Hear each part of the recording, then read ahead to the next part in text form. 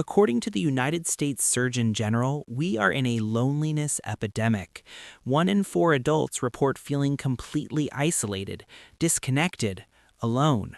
But you chose to cut people off.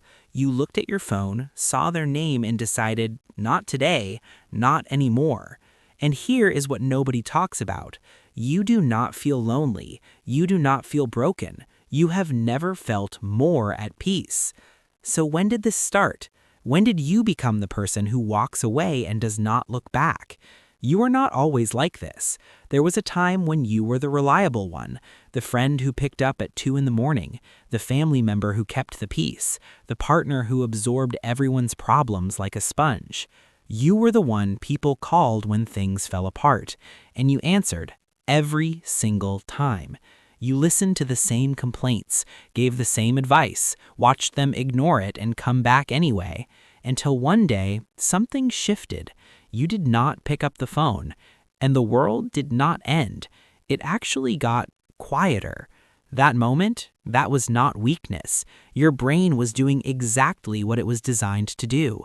Psychologists have a name for this. Dr. Stephen Porges calls it the polyvagal theory. Your nervous system has different modes, and one of them is designed specifically for protection.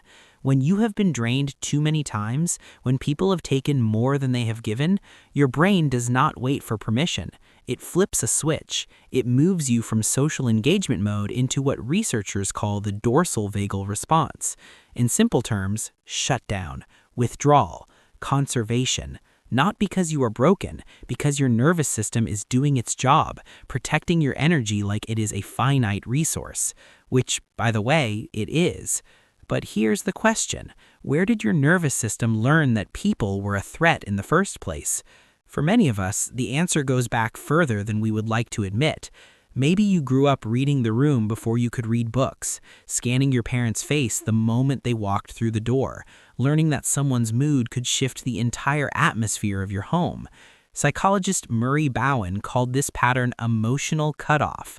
It's what happens when a child learns that closeness comes with a cost, that love and unpredictability are a package deal. So you adapted. You became the one who could sense tension before anyone spoke, the one who learned that the safest place was often alone. And now, as an adult, that same pattern shows up every time someone gets too close. It's not a flaw, it's a blueprint your younger self drew to survive. But here's where it gets complicated, because there's a real difference between protecting yourself and building walls that keep everyone out. Here's the honest truth. Not all cutting off is created equal. The Centers for Disease Control reports that prolonged social isolation increases your risk of heart disease by 29%, stroke by 32%. It's not just emotional, it's physical. But here's what they don't tell you. Being surrounded by the wrong people can be just as damaging. So how do you know the difference? Walls block everyone, the good, the bad, the uncertain. They are built from fear. Boundaries are selective. They are built from self-awareness. If you cut someone off and felt relief, that's data. If you cut someone off and felt peace, that's not isolation. That is protection. The question is not whether you should let people in. It's which people deserve access to your peace.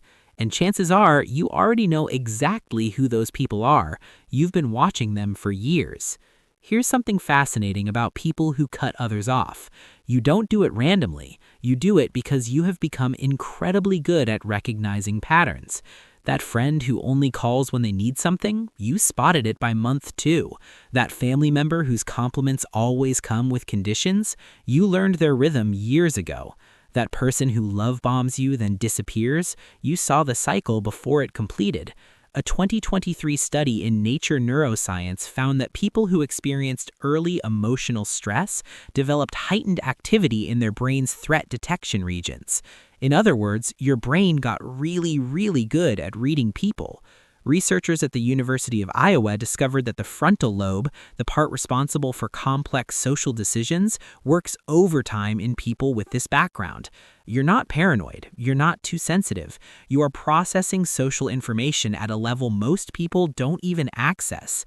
That ability to sense when something is off, that's not a flaw. That's thousands of hours of data refined into an early warning system. And when that system says this person will drain you, you've learned to listen. So no, you're not lonely, you're not broken, you're just selective, and there's a word for what you're actually experiencing. Society has a word for people like you. They call you isolated, withdrawn, antisocial, but those words assume something is missing, that you're incomplete without constant connection. Here's a different word: solitude. Loneliness is the absence of connection you want. Solitude is the presence of peace you chose. You aren't sitting alone wishing someone would call. You're sitting in your space, finally able to hear yourself think. Your phone is quiet, and that quiet feels like relief, not rejection. The people who don't understand will say you're running away from something, but you know the truth.